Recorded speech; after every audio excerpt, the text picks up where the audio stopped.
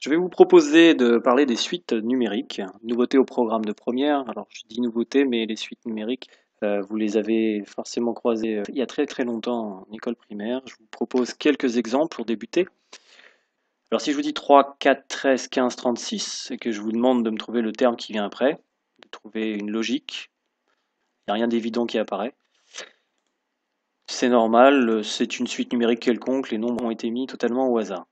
Par contre, si je vous dis 2, 4, 6, 8, 10, 12, tout de suite, vous êtes capable de me dire qu'après c'est 16, 18, 20, c'est la suite des nombres pairs. Une autre suite. Cette suite vous paraît certainement moins évident et je pense que vous n'êtes pas en mesure de trouver le terme suivant. Pourtant, elle est relativement célèbre, alors célèbre dans le milieu mathématique, c'est la suite de Fibonacci. Je vous propose d'aller voir un petit peu comment on l'a construit. Alors Fibonacci, c'est un mathématicien italien qui proposait un petit problème lié à des lapins, sur la croissance d'une population de lapins. Alors il propose, en janvier, on imagine un jeune couple de lapins qui se réunit. En février, ce couple de lapins donne naissance à un couple de lapros. Et sa suite numérique se définit comme telle. Le couple adulte donne naissance à un couple de lapros tous les mois. Mais le couple de lapros doit attendre un mois avant de devenir adulte et donc de pouvoir donner naissance à des petits lapros. Donc la question c'est tous les mois, est-on capable de connaître le nombre de couples de lapins? Alors, cette suite donne la répartition suivante. Chaque mois, le nombre de couples de lapins est... Voilà. Alors, si on regarde un petit peu plus près, la solution. Vous avez les jeunes lapins qui deviennent adultes. Une fois adultes, qui donnent les lapros. Les lapros ont besoin d'être à nouveau adultes pour donner des lapros, etc. De l'autre côté, les adultes, dès le mois suivant, redonnent des lapros, puis etc. les mois suivants. Les lapros ici attendent d'être adultes pour redonner à nouveau eux-mêmes des lapros. Nous arrivons donc à un couple le premier mois, un couple le deuxième, deux couples le troisième, trois couples le quatrième, cinq couples, 8 couples. Nous retrouvons la suite de Fibonacci, 1, 1, 2, 3, 5, 8.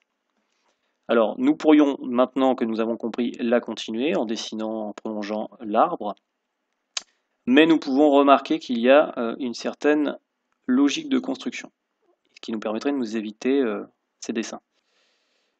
En fait, tout simplement, le terme se calcule à partir de la somme des deux nombres des mois précédents. C'est-à-dire, le 2, c'est le 1 et 1 des mois précédents. Le 3 ici, c'est le 1 plus le 2. Le 5 ici, c'est le 3 plus le 2, etc. Donc nous comprenons aisément que pour trouver le mois suivant, nous allons faire 5 plus 8 égale 13. Puis ensuite, 8 plus 13, nous allons trouver 21, etc. Voilà un petit peu comment se construit cette suite de Fibonacci. Je vous en propose une dernière. Alors certains vont certainement avoir des idées. Malheureusement, je pense que personne ne va trouver la solution parce qu'elle est un petit peu inattendue, cette suite. C'est la suite de Conway, dite la suite audioactive. Alors dans cette suite, un terme se détermine en annonçant les chiffres formant le terme précédent. C'est-à-dire qu'en fait, il faut lire les termes pour pouvoir construire le terme qui vient après, donc le nombre qui vient après. Vous allez comprendre, c'est très simple. Là, vous lisez 1, 1.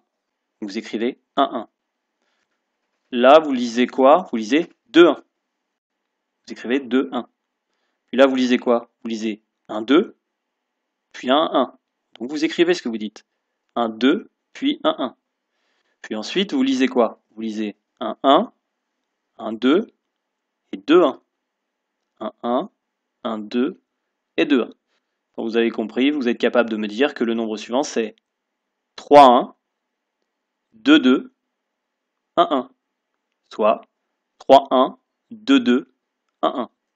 Voilà comment se construit la suite de Conway. Alors là, un petit peu étonnante par rapport à ce qu'on a dit un petit peu avant. Elle n'est pas forcément évidente. C'était juste pour vous montrer différents types de suites. Heureusement pour vous, on va se concentrer sur des suites plus élémentaires et sur des exemples plus concrets.